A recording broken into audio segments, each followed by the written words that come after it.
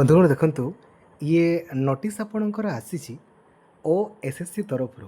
କେଉଁଥିପାଇଁ ନା ଜଣେ ଆମର କ୍ୟାଣ୍ଡିଡେଟ୍ ଆପଣଙ୍କର ଥିଲେ, ତାଙ୍କର OSSTET ଯେହେତୁ ଜେନେରାଲ୍ କ୍ୟାଟେଗୋରୀରେ ସେ କ୍ୱାଲିଫାଇ କରିନଥିଲେ, ତେଣୁକରି ତାଙ୍କର ସିଲେକ୍ସନ୍ ହେଇଥିଲା URରେ, କିନ୍ତୁ OSSTET URରେ ଆପଣଙ୍କର ନଥିଲା। ତେଣୁକରି ତାଙ୍କର ଆପଏଣ୍ଟମେଣ୍ଟକୁ ଆପଣଙ୍କର କ୍ୟାନସେଲ୍ଡ କରିଦିଆଯାଇଛି। ଆପଣଙ୍କର ମନେ ଥିବ, ମୁଁ ମଧ୍ୟ ଆପଣଙ୍କୁ ଭିଡ଼ିଓ ମାଧ୍ୟମରେ ଆପଣଙ୍କର ଦେଖେଇଥିଲି ଦେଖନ୍ତୁ। ଏବଂ ଏଥିରେ ମଧ୍ୟ ମୁଁ ଆପଣଙ୍କୁ କହିଥିଲି, ଯଦି ଆପଣଙ୍କର 90ରୁ କମ୍ ସ୍କୋର ଅଛି ନା, ଦେନ୍ ଆପଣମାନେ ଆଉ ଥରେ ଆପ୍ଲାଏ କରିଦେଇଥାନ୍ତୁ।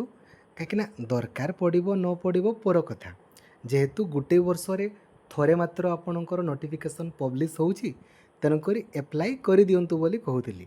ବଟ୍ ଆପଣମାନେ କରିଛନ୍ତି ନ କରିଛନ୍ତି ତା ସହିତ କିଛି ଅସୁବିଧା ଆପଣଙ୍କର ନାହିଁ। ଦେଖନ୍ତୁ, ଆପଣମାନେ ଜାଣିଥିବେ ଯେ ରିଜର୍ଭେସନ୍ ପଲିସି ଆପଣଙ୍କର କ'ଣ କହୁଛି। ରିଜର୍ଭେସନ୍ ପଲିସି ଆପଣଙ୍କର କହୁଛି ଏଇଆ ଯେ ଯଦି ଗୋଟେ ପିଲା କୌଣସି ବି ଆପଣଙ୍କର ରିଜର୍ଭେସନ୍ ନେଇଛି, ମାନେ ଖାସ କରିକି ଏଜ୍ରେ ଆପଣଙ୍କର ହେଉ କିମ୍ବା କୌଣସି ବି ଜାଗାରେ, ଦେନ୍ ସେ URରେ ଆପଣଙ୍କର ସିଲେକ୍ସନ୍ ହେବନି। ଧରାଯାଉ ମୁଁ ଆପଣଙ୍କୁ ଗୋଟେ ଏକ୍ଜାମ୍ପଲ୍ ଦେଇକି ଆପଣଙ୍କର ବୁଝାଉଛି ଦେଖନ୍ତୁ।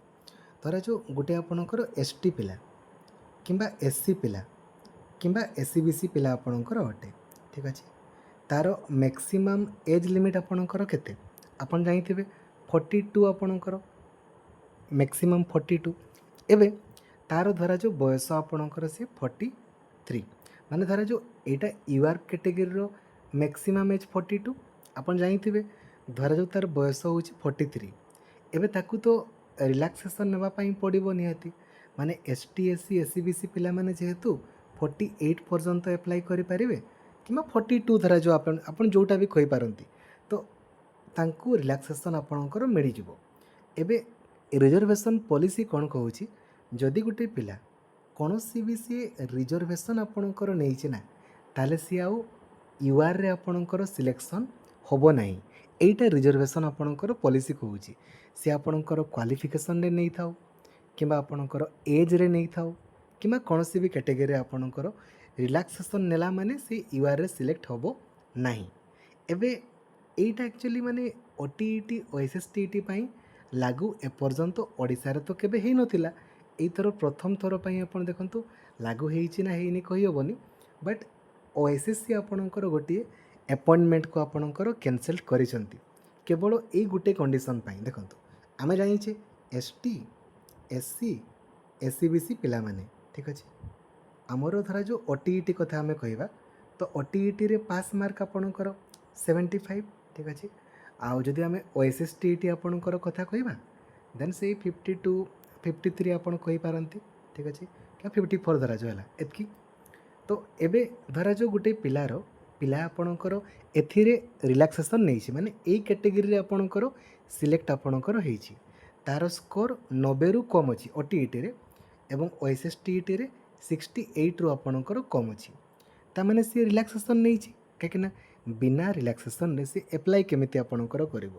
ତ ସେଇ ରିଲାକ୍ସେସନ୍କୁ ଦେଖିକି ଆପଣଙ୍କର କ୍ୟାନସେଲ୍ କରିଛନ୍ତି ଆପଣଙ୍କର। ତ ଏମିତି ତ ନର୍ମାଲି ହେବା କଥା ନାହିଁ। ତ ଯଦି ସେଇଟାକୁ ସେମାନେ ଆପଣଙ୍କର ଏଜୁକେସନାଲ୍ କ୍ୱାଲିଫିକେସନ୍ରେ ରିଲାକ୍ସେସନ୍ ଆକାରରେ କାଉଣ୍ଟ କରିଛନ୍ତି, କିନ୍ତୁ OTET OSSTET ଏଗୁଡ଼ା କେବଳ କ୍ୱାଲିଫାଇଂ ଇନ୍ ନେଚର୍ ଆପଣଙ୍କର ଅଟେ। ଏଥିରେ କେବଳ କ୍ୱାଲିଫାଇ କରିଥିବା ଦରକାର, କେଉଁ କ୍ୟାଟେଗୋରୀରେ କରିଛନ୍ତି ତା ସହିତ କିଛି ମତଲବ ନାହିଁ। ଯଦି ସେଇଟାକୁ ମଧ୍ୟ ଏଜୁକେସନାଲ୍ କ୍ୱାଲିଫିକେସନ୍ରେ ଆପଣଙ୍କର ସେମାନେ ରିଲାକ୍ସେସନ୍ ଆକାରରେ କାଉଣ୍ଟ କରୁଛନ୍ତି, ଦେନ୍ ଆପଣଙ୍କୁ ମଷ୍ଟ ମାନେ URର ସ୍କୋର ଠାରୁ ଅଧିକ ରଖିବା ପାଇଁ ପଡ଼ିବ। ମାନେ ଓଭରଅଲ୍ କହିବା ପାଇଁ ଗଲେ, ସିମ୍ପଲ୍ ସରଳ ଭାଷାରେ କହିବା ପାଇଁ ଗଲେ, ST ହୁଅନ୍ତୁ କି SC ହୁଅନ୍ତୁ କି SCBC ହୁଅନ୍ତୁ, ଆପଣମାନେ 90 କିମ୍ବା ତାଠାରୁ ଅଧିକ ରଖନ୍ତୁ, ବାସ୍ ଆପଣ UR ପାଇଁ ଏଲିଜିବଲ୍। ଯେହେତୁ ଆପଣ ମାନେ କେଉଁ କ୍ୟାଟେଗୋରୀରେ ଆପ୍ଲାଏ କରିଛନ୍ତି ମତଲବ ନାହିଁ, ଆପଣଙ୍କର ସ୍କୋର ଅଧିକ ଅଛି, ଆପଣମାନେ UR ପାଇଁ ଏଲିଜିବଲ୍, ଯେହେତୁ ଆପଣ ରିଜର୍ଭେସନ୍ ନେଉନାହାନ୍ତି। ସେମିତି OSSTETରେ ଆପଣମାନେ 68ରୁ ଆପଣ ଅଧିକ ରଖନ୍ତୁ, ବାସ୍ ଆପଣମାନେ UR ପାଇଁ ଏଲିଜିବଲ୍। ମାନେ ସେଇଟା ହିଁ, ମାନେ ସିଏ ଏ ରିଜର୍ଭେସନ୍ ଗୁଡ଼ା ପୂର୍ବରୁ ଆପଣଙ୍କର ଥିଲା, ଓଡ଼ିଶାରେ ତ କେବେ ଲାଗୁ ହେଇନଥିଲା, ବଟ୍ ପ୍ରଥମ ଥର ଦେଖନ୍ତୁ ଲାଗୁ ହେବାକୁ ଆରମ୍ଭ ଆପଣଙ୍କର ହେଲାଣି। ଅନ୍ୟ ରାଜ୍ୟମାନଙ୍କରେ ମଧ୍ୟ ଯଦି ଆମେ କହିବା, ଅନ୍ୟ ରାଜ୍ୟମାନଙ୍କରେ ମଧ୍ୟ ରିଲାକ୍ସେସନ୍ ଅଛି, କିନ୍ତୁ ସେଥିରେ ଏଜୁକେସନାଲ୍ ସିଏ କହୁଛି ଯେ ଏଜୁକେସନାଲ୍ରେ ଯଦି ଆପଣ ଧରା ଯେଉଁ କିଛି ରିଲାକ୍ସେସନ୍ ନେଲେ କିମ୍ବା ଏଜ୍ରେ ଆପଣ ନେଲେ କିମ୍ବା ଫିଜିକାଲ୍ ମେଜରମେଣ୍ଟରେ ଆପଣ ନେଲେ ତ ଆପଣ ୟୁଆର୍ଏସ୍ ସିଲେକ୍ଟ ହେବେନି। ଠିକ୍ ଅଛି।